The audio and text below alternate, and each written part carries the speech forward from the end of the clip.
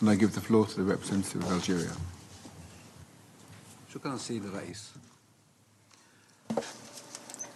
Thank you, Mr. Chair.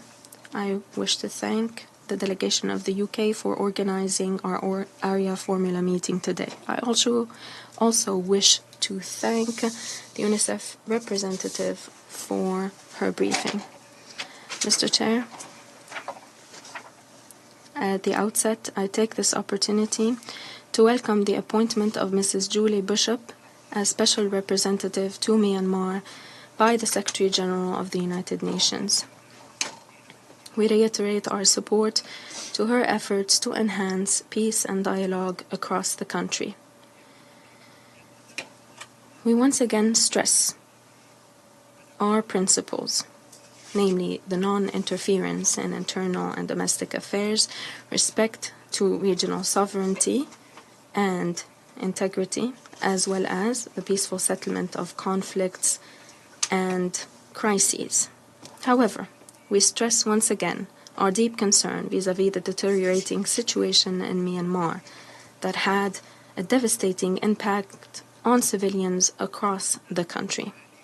The current situation in Myanmar has led to a constant increase in internal displacement and the flow of refugees, namely from the Rohingya community.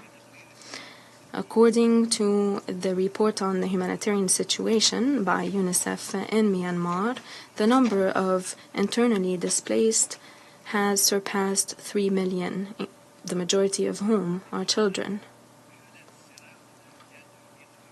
These crises and conflicts have devastating impact on civilians and the infrastructure of the country.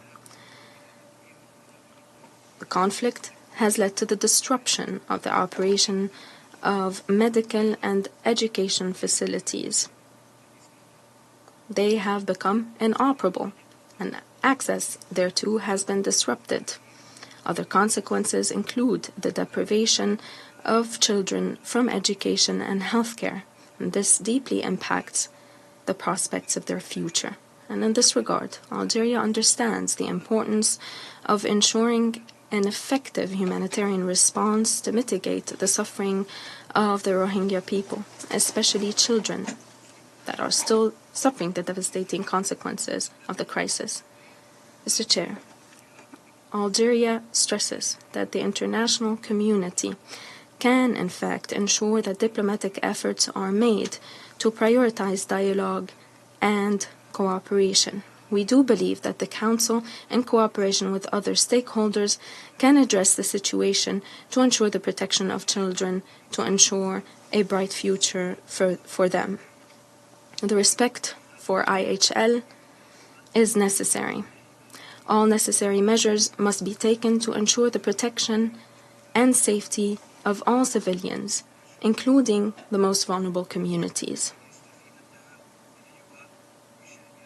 Cooperation and dialogue on the well-being of children in Myanmar can also benefit from more support to regional efforts to ensure peace and reconciliation, especially the efforts made by ASEAN in this regard.